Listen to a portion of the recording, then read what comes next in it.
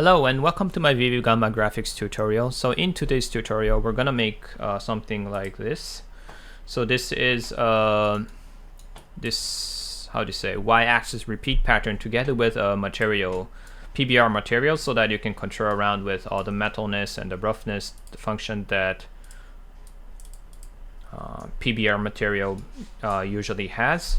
And in addition to that, at the end of the tutorial, I'm also going to share how to use the material extension node so that you can also achieve a visual like this. So it's a collection of, how to say, boxes, but based on the same distortion, you can also convert it to a simple box base, not a particle, but geometry. It's a bit heavy, so just be careful with that.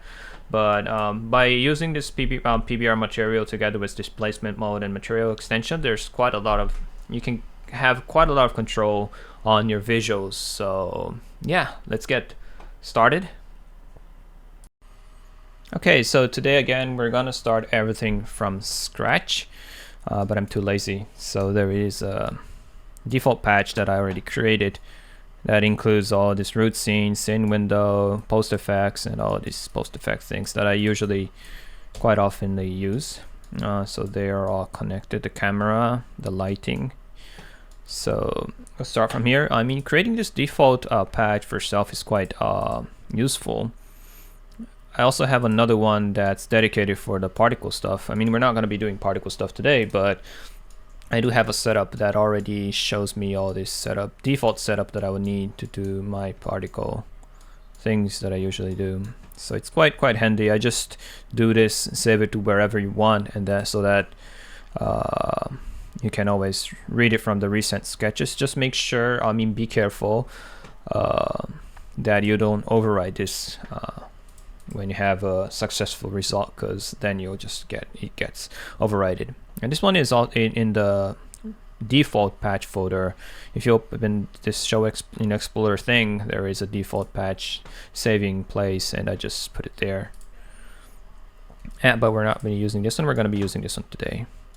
So first of all, we've got all the lighting. This is the lighting, plane, floor, and sphere. I don't need a floor for today, so I'll just delete this one.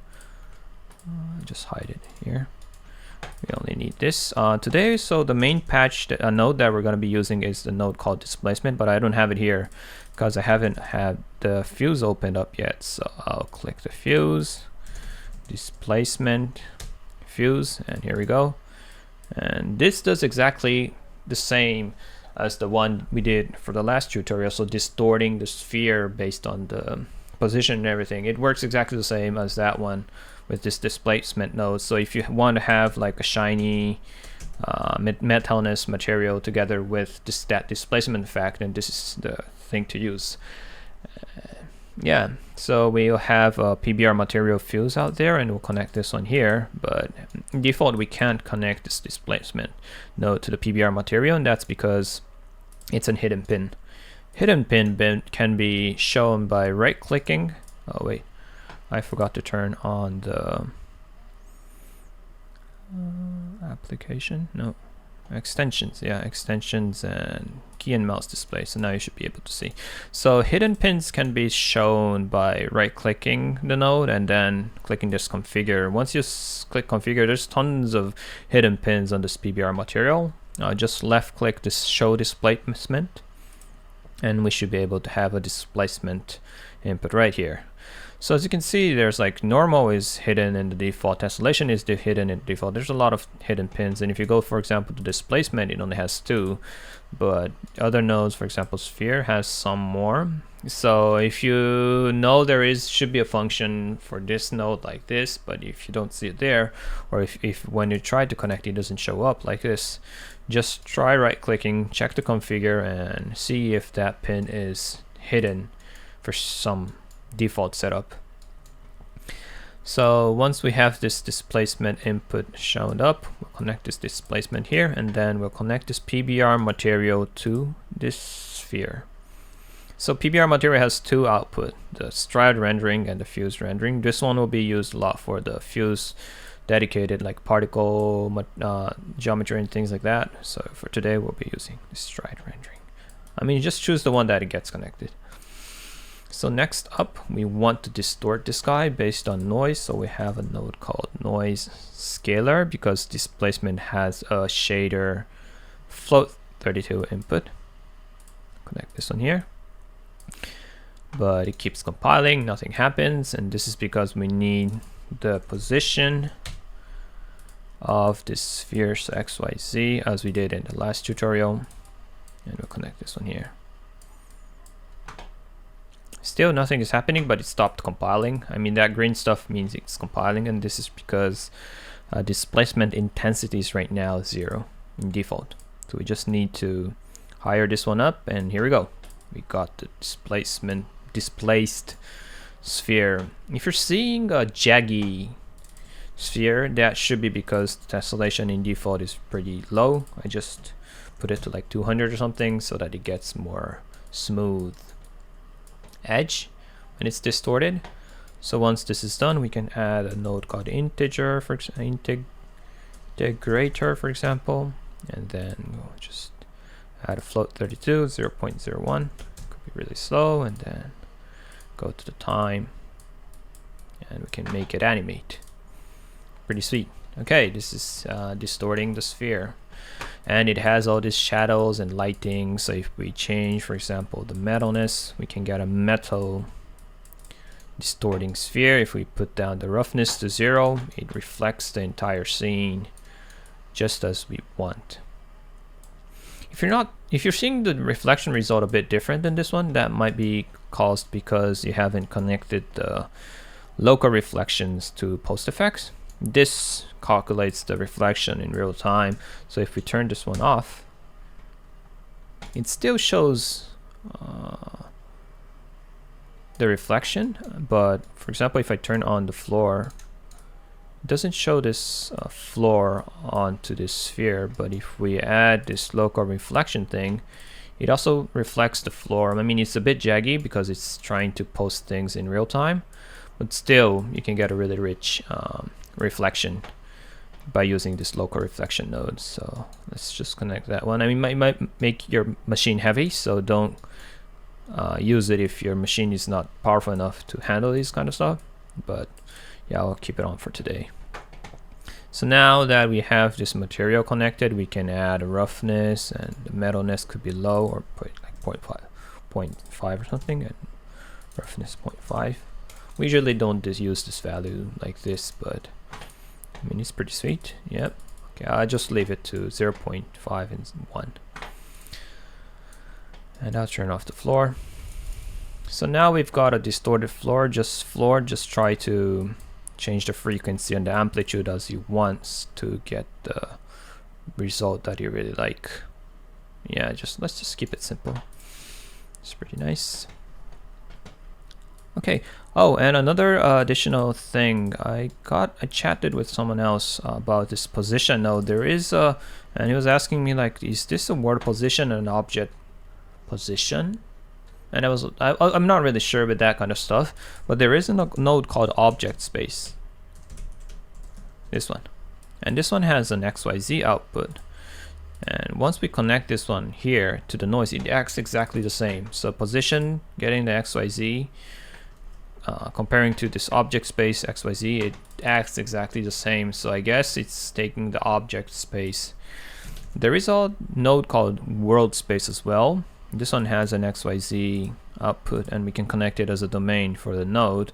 However, it is distorting, but that's different, and I don't know why. Yeah, so yeah, I think this one is using the object space. We can keep this object space connected rather than the position XYZ thing. I mean, it's rather simple, and it acts the same. So let's keep it like this. So once we got this displacement on this really nice roughness, metalness, and shadow working geometry, so it has a shadow, it has a drop shadow, everything's working fine. So next up, we'll try to add this y-axis pattern thing that we did on the last tutorials to show that we can do the same things on this material using this PBR material node as well. So we're going to be adding an XYZ plus W node at the beginning for the diffuse, because diffuse has an alpha, W is an alpha. So I'll keep this one 1. And then we'll add Y. We'll get another object space here. We'll connect this one here. Oh wait, we'll connect the object space to XYZ first. This one has a pretty nice color on it, so I'll just keep it like this. And metalness a bit. I like it when the metalness is a bit versus a bit of, yeah, roughness. I mean, this is a weird value to use, but looks pretty nice, so I'll just keep it like this. And then we'll add a Y repeat pattern thing. So first of all, we need Y, and then we need a sine node. No, we need a multiply node. We'll multiply this Y values like 40. And then sine, and then we'll multiply this with this multiply scalar to the object space. Yep, here we go. We got it working. So right now the basement color is mapped based on this color that object space was providing. So this color based on the axis. And then we're multiplying just the Y axis with the pattern. So it gives us this really nice pattern. And let's just play with the material. Yeah, this looks nice. And we can also change, for example, the color. So right now the color, let's just delete this Y axis things just for now. We can also change the color area right now. So object space default is providing this kind of color, but if you want to change a bit, we can do quite a lot of stuff. For example, there is an RGB to HSL, for example. And so this converts an RGB to hue, saturation, lightness. So once we have this, we can multiply this with the mask node, and then we'll get this one out to 1. So oh wait, HSL to RGB. Let's move it back. It's acting a bit weird. Yeah. So now it has the same color, but if we control the hue, for example, we map the hue. Oh wait, I hate this artifact from the light streak and the bright filter and the lens flare. Okay. So now that we have same color, but we have a control on the hue, saturation, and lightness. For example, if you turn down the saturation, you just to like 0, for example, then there's no saturation on this object. Let's put it back. We can also pull back the lightness, HSL. L is a lightness, so we can make, for example, brighter if you want. Ooh, this is bright. Or we can control the saturation. Oh, it looks like a candy. So we can have this on top of the y-axis thing. Yeah, so we have crazy amount of saturation repeated on this axis, but in the same time we have y-axis, this black pattern thing, so it looks more not chaotic, but looks more fun. Oh, this is not bad. I like it. Let's just tone down the saturation. Maybe we can put it up. No, it's too much. Yeah, we can play around with, so since we have all this shading with lighting and the material and all these parameters, it gets more fun to play around with the look of your geometry. So this is pretty nice. You can also play with the distortion.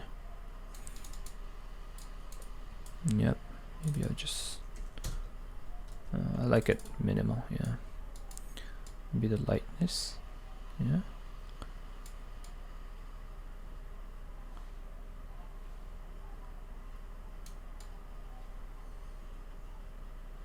Yeah, I don't like the background, so I'll just remove the background from the skybox light.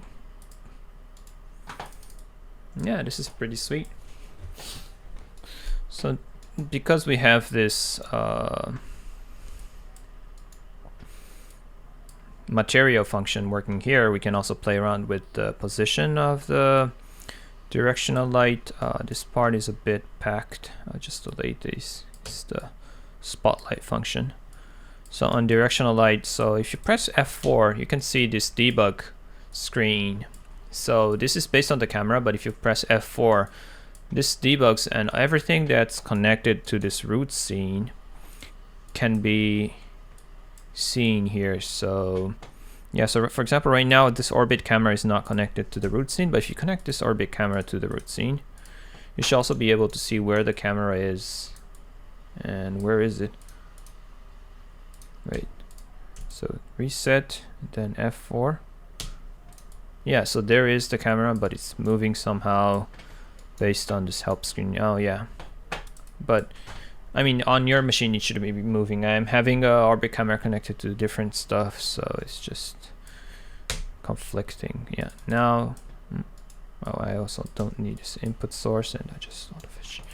Yeah, so now as you can see, the camera is looking from here, and then there's one light from here. So I want to move this light to change the shadow and the bright area of the sphere. So we can have a circular spread, for example. Circular spread, yep, circular spread. And I'll just add, I don't know, 100 or something with the width of 3. And then XY, oh, I'll add a get slice, oh, and an LFO. So I'll connect an LFO to this phase thing and change this to 10 second. And then I'll just get one slice from the circular spread, and then XY plus, does it work? No.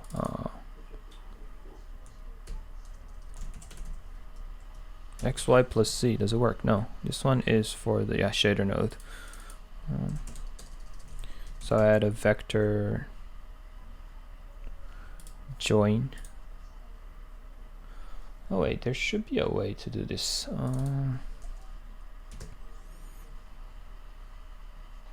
XY, oh yeah, so yeah, it's this one, XYZ.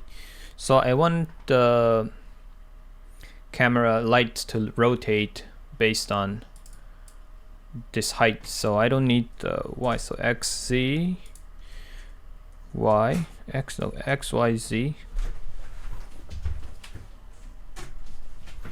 and then the Y doesn't have to move, so we will choose this X, and the Y one's small and Z, so it has a Y input, and then it has XZ, and then I'll connect this one here.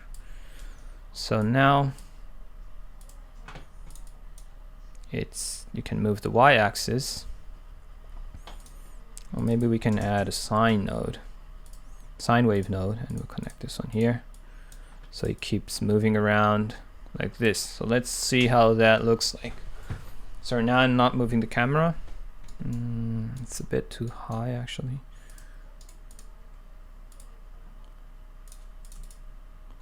Yep. So now I'm not, the camera is static, but as we can see, the light is moving around, and it's changing a bit of the lighting.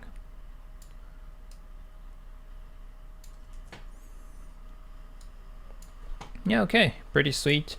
This is almost everything that I wanted to show today. Let's do something additional. So there's a node called material extension fuse, and here we can connect this PBR material fuse, and we can connect this one to the sphere. And what it does is that there's a few different options that you can add on this material extension node, and it's pretty cool. For example, point to box can be added here, and once we connect this one, and we'll add an object space to the position, and what it does is that it converts, oh wait, it might be a bit heavy, be careful. Let's just pull it down to like 50 or something. So what it does is that it converts the vertices to a box. So right now the box size is a bit too high.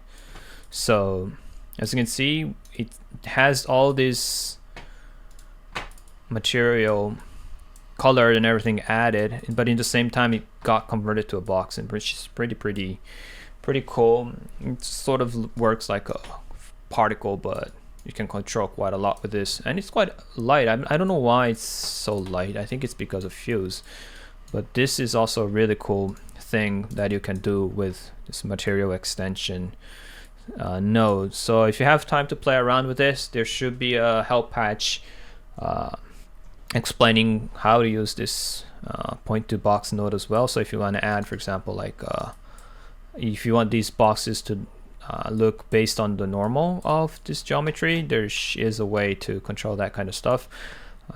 There's also tons of like pulse transform stage breeze transform. I'm really not sure what these do, but it should be a really strong function that you can play around with it.